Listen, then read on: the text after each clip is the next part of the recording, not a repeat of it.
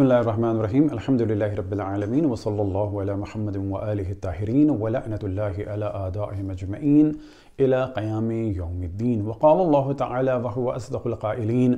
या अय्युहल्लज़ीना आमनू कुतिबा अलैकुमुस्सियाम कमा कुतिबा अलल्लज़ीना मिन क़ब्लिकुम लअल्लकुम तत्तक़ून।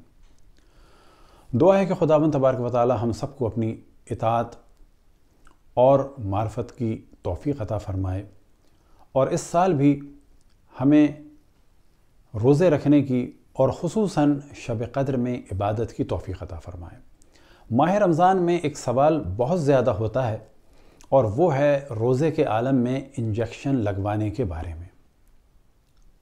तो जवाब यह है कि रोज़े के आलम में यानी जिस शख्स का रोज़ा हो वो रोज़े के आलम में इंजेक्शन लगवा सकता है।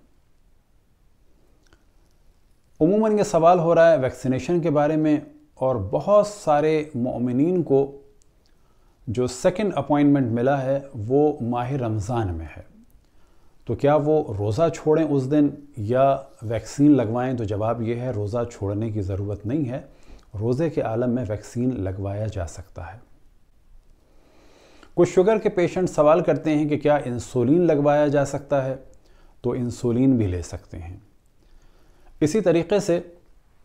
ब्लड डोनेट भी कर सकते हैं और ब्लड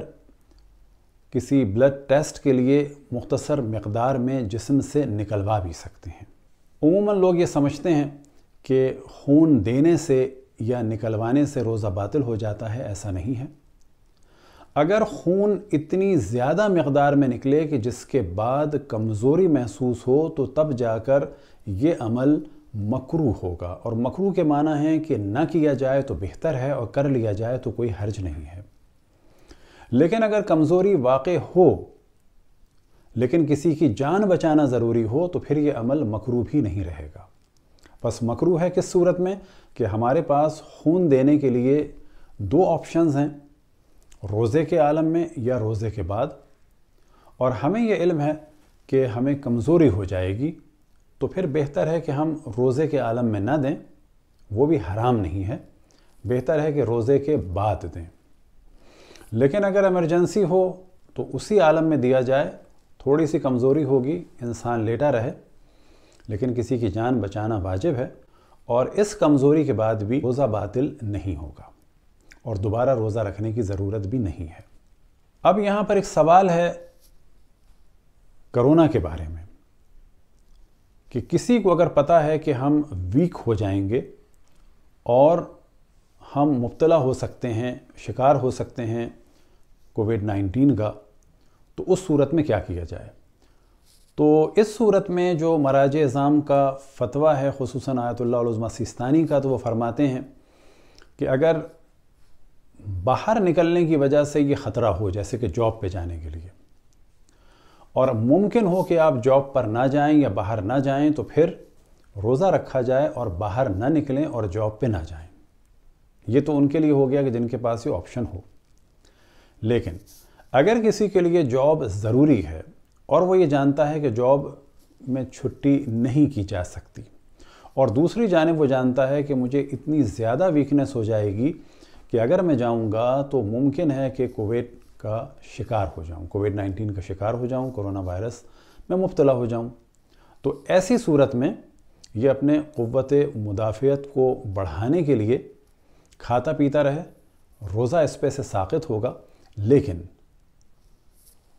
इन दोनों शराइत को देखने के बाद कि अगर ये जॉब को फ़िलहाल छोड़ सकता है, आने जाने को छोड़ सकता है, ख़तरों से दूर रह सकता है, घर में रह सकता है, तो इसके लिए वाजिब है कि घर में रहे। और अगर ये सब कुछ नहीं कर सकता तो फिर रोज़ा छोड़ेगा और अपनी जान को बचाएगा, लेकिन माह रमज़ान के बाद इसको दोबारा रोज़ा रखना होगा क़ज़ा की नीयत से। रह गए वो अय्याम कि जिनमें छुट्टी है और वो घर में सोकर या मुक़व्वी चीज़ें खाकर अच्छी तरीके से रोज़ा रख सकता है, तो वो उस पर वाजिब होंगे। अब एक ख़ास सवाल होता है डॉक्टर्स और तिब्बी अमले के बारे में कि वो हॉस्पिटल में हैं, जान बचाना ज़रूरी है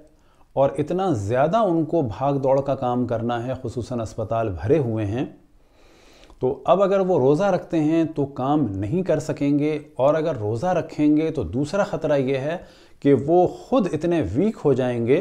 اور امیون سسٹم ان کا اتنا ویک ہو جائے گا کہ وہ خود مبتلا ہو جائیں گے اس کرونا وائرس کے۔ تو ان کے لیے بھی یہی ہے کہ یہ اپنی جان کو پہلے بچائیں اور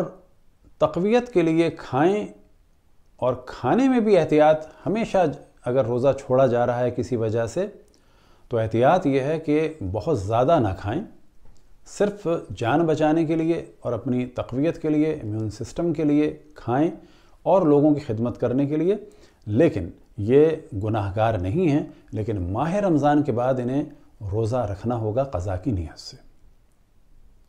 یہاں پر بھی یہی سوال آتا ہے کہ اگر بہت زیادہ کوئی طبی عملہ ہو اور ممکن ہو کہ چھٹی کر لی جائے اور کسی کی جان کو خطرہ نہ ہوتا ہو تو پھر یہاں پر روزہ رکھنا واجب ہوگا۔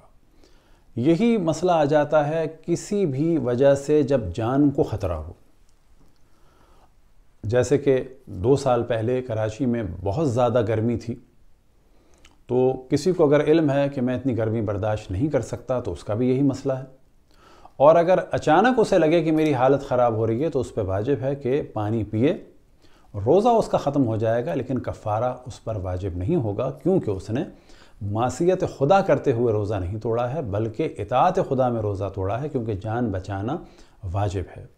اس دن کا روزہ ختم ہو جائے گا لیکن ایک روزہ اسے بعد میں قضا کی نیت سے رکھنا پڑے گا، یا بالفاظ دیگر جتنے روزے اس کے اس طرح سے چھوٹے ہیں یا ان مشکلات کی وجہ سے اس نے روزے توڑے ہیں، اسے اتنے ہی ایام کے روزے قضا کی نیت سے رکھنے ہوں گے۔ دعا ہے کہ خداوند تبارک و تعالی ہم سب کو اپنے رسول، اپنی حجتوں، خصوصاً امام زمان علیہ السلام کی معرفت اور اطاعت کی توفیق عطا فرمائے۔ وصلی اللہ علی محمد و آلہ الطاہرین۔